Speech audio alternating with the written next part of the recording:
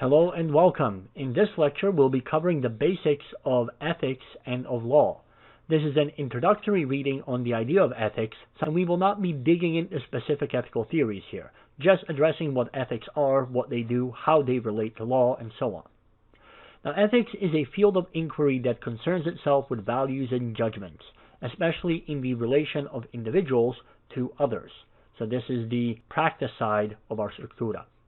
And this includes not only how we think we should treat other people, but also how we treat ourselves and how we treat nature, how we build and interact with societies, and how we make and enforce laws. Ethics is a metaphysical construct of interpretation. Because it deals with ideas and values, and neither of these is material, all we're left with is a metaphysical approach. This is the reason why ethics get to be so tricky, and why the idea of basing ethics off of facts, statements about the state of the world, does not work. The facts are rarely in question, but as we have noted before, you can interpret the exact same facts in an infinite number of ways, and ethics deals with interpretation, so facts are not particularly useful here. Now you may be wondering, well, if I can't use facts, why bother? And that is a valid question. It's not that you can't use facts in metaphysical systems. It's just that the facts alone tell you nothing. Instead, we use reason to check things like internal and external or even social coherence of metaphysical systems. And through this process, we find and reject broken systems. Now, that doesn't tell you which of the remaining systems are correct, but it does mean that the remaining systems are all functional, which is the best that you can say of any field of human effort. Ethics depend on two key features: authority and enforcement. Authority is the source of ethical claims, the source of your belief in right and wrong, and that is always, ultimately, an axiomatic assumption. Enforcement is the idea of consequences for your actions. Whether doing the right thing has benefits or doing the wrong thing has penalties, both of these count as consequences. The implementation of either consequence in a definite way is the idea of enforcement. Traditionally, ethics were religiously based, meaning that God took on the role of both the authority and the enforcer, at least in the long term. Modern ethical systems don't do that, and as a result, we have a particularly ugly problem to contend with. So long as the source of authority is above human, there cannot be a coherent argument or disagreement about values. Not that we don't disagree, but someone is the objective authority, the rule maker and the ref that runs the show. The fact that you think otherwise or disagree is irrelevant. And that means that, at least from the perspective of religiously based ethics, there is an external and objective standard of right and wrong. Thus, when religious figures speak, they don't speak in their mind, but they speak on behalf of their authority. Because the outcome of the enforcement depends on truth of one's action, enforcement is inevitable. But when authority loses that privileged status and becomes a matter of purely human effort, then all meaning of authority actually goes out the window. You see, when someone like Homer, the Greek, spoke about gods, he wasn't arguing his ideas. He was speaking as a mouthpiece of the gods. So you can't argue with Homer because you're never actually arguing with Homer. You're arguing with the source of knowledge that is supposed to be beyond your own capabilities, and the enforcement is not at all in your hands anyway. But if I argue that A is good and B is bad, from my own reason, then you are perfectly justified in dismissing my argument if your conclusion led you to believe that B is good and A is bad. And we have no way of resolving this disagreement because the way I make the argument and the way you make the argument is exactly the same. And since neither one of us has any kind of a privileged status, we're stuck. So what happens is that the idea of authority actually just becomes synonymous with the idea of enforcement.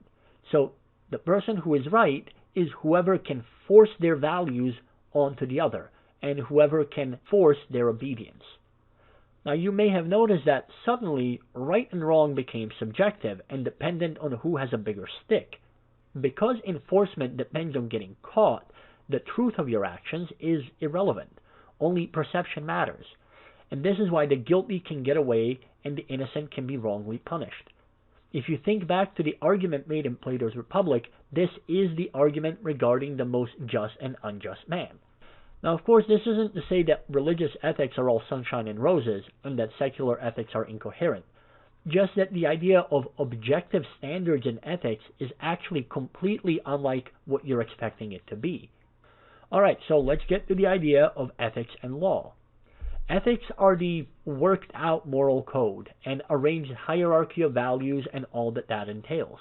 Laws, on the other hand, are the social expression of acceptable and unacceptable social behaviors, used to incentivize what we like and disincentivize what we don't like. Laws are always based on ethics, but not all ethics can be made into law. So why is there this disconnect between the two? When you start off with a sample size of 1, then your own ethics are your law, because what you believe you should and should not do is what you do and don't do. So you sort of enforce your ethics as a law on yourself. However, you're not alone. At the next level up, you get families. In families, ethics are the law, but with some additional leeway for variation and options, because people have different values as preferences. For example, let's say that the ethical position that the family has is being healthy. So long as there's only you, your preference in how you get and stay healthy is equivalent to law. But when you add other people, their preferences are also fine so long as they're within the general bounds of the ethical point. So they might prefer to go to the gym or to do yoga or to run or to do martial arts or whatever the case is, but so long as they stick to the ethical idea of being healthy, it's all good. When we go up a level to a tribe, the ethics are now the basis for the law, not the law itself. And that is because there is a far broader range of things that are acceptable because the goals are much more general. Why? Because as you increase the number of people, you increase the variety in preferences, in skills, in job differentiation, and so on. The point is that their work and preferences must be aimed in the agreed upon direction of working for the best interest of the tribe in the way that the tribe finds acceptable. Finally, as we get up to the level of a whole society, a very large conglomerate of tribes, if you will, ethics is still the basis for the law, but now any personal behavior is acceptable so long as it doesn't contradict the general aims of society. For a visual from the perspective of metaphysics, here is the overall social goal, and then any sub-goal in here is fine so long as it's headed in this positive x-axis direction. Otherwise, the person would always be working towards the destruction of society, and they would always be a bad citizen. Now, let's go back to the axioms for a moment. Highest moral values are always axiomatic assumptions.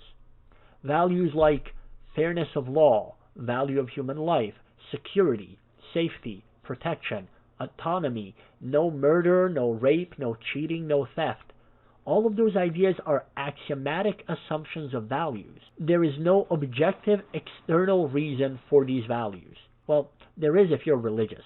In fact, that's where many of our modern values actually come from historically, but not in a way that everybody inherently agrees to. And if you're paying attention, you'll notice that these features are the kinds of core considerations we have when making laws. So the axiomatic assumptions of our ethics are the basis for law.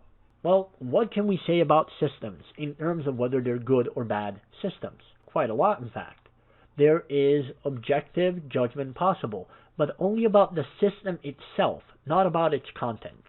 At least theoretically, any content at all is okay, so long as the system works. So we have 6 features of good systems. Feature 1, a good system is stable, meaning that it acts in a predictable way repeatedly, even when the context shifts. 2, a good system is functional. It does what you want it to do. Notice, this isn't the same thing as being stable. Getting robbed every Friday is stable, but not functional.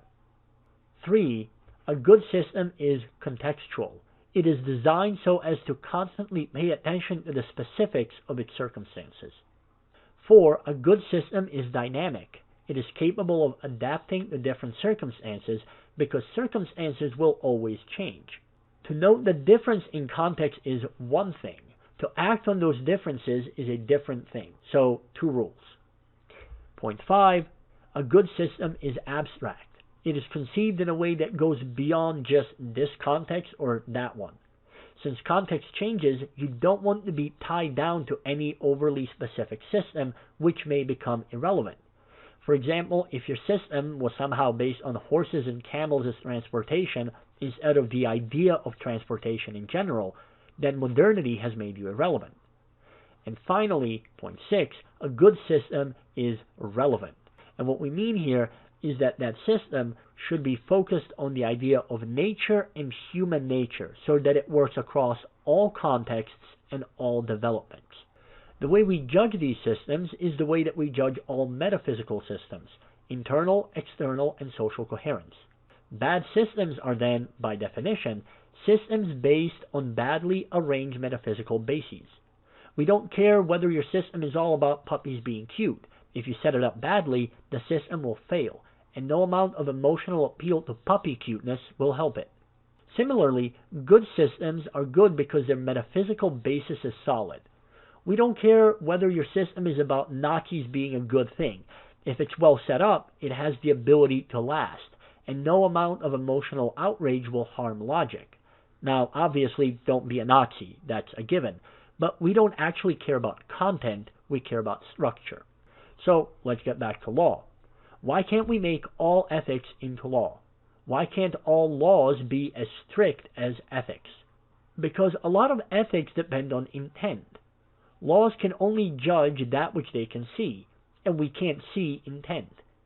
Additionally, trying to stack too many laws on human behavior tends to negate the very reason why we have laws, and that is to enforce some modicum of ethics on the general society, to provide guidance for developing and maintaining society, and so on. So, here's a fun one. Let's say your ethical goal is that people come to freely choose to do good, according to whatever your definition of good is. But now, if you make that into a law, you have a contradiction. Because now the reason why people are doing good is because they're forced into it, not because they have freely chosen it. So, in an effort to enforce your values, you negate your values. Now, this idea is actually crucial for understanding ethics. You've probably heard the story of the fall of Satan, Old Testament style. And that story right there is, to me, one of the staples of the Western world. Although you do have corollaries in most religious texts and societies around the world, East and West. And the story points out that the all-knowing God allows Satan to rebel, to do the wrong thing. And in religious thought, God is the source of ethics. So the source of ethics does not impede free will. He might punish the choices made when you freely chose the wrong thing, but the choice and the knowledge of the choice and the consequence has to be yours. Thus, even the religious purpose of ethics is not to legislate so much as to guide, to offer an understanding of right and wrong, some of which can be legislated, but most of which depends upon your intention. The guidance is, as per the pitch, for your benefit. The laws are for general social benefit, but the laws, even religious ones that make it into the law of society, are all about actions that can be seen, not about intent or feelings. Now, we took this detour into religious thought because often enough people keep demanding some new law, but the thing they want a law for is an ethical idea. For example, the various demands to outlaw racism or sexism are frankly silly. Now, of course, those isms are bad, but the demand is not to ensure that racist or sexist practices be outlawed, because that would be focused on the acts and that can be legislated. The demand is that the feelings which are in someone's head be outlawed. How? I mean, we can certainly pass that law, but we can't enforce it, because you can't see feelings and you can't see intent. You can only see actions. Understanding this difference is crucial for meaningfully engaging with ethics, for understanding societies, laws, and the variety of ways that we have thought about the entire scope of human problems, the ways in which we have governed ourselves, of where we are heading, and what all of that means. With that, we conclude the general introduction to ethics, If you have questions or comments, feel free to leave them in the comment section or send me an email.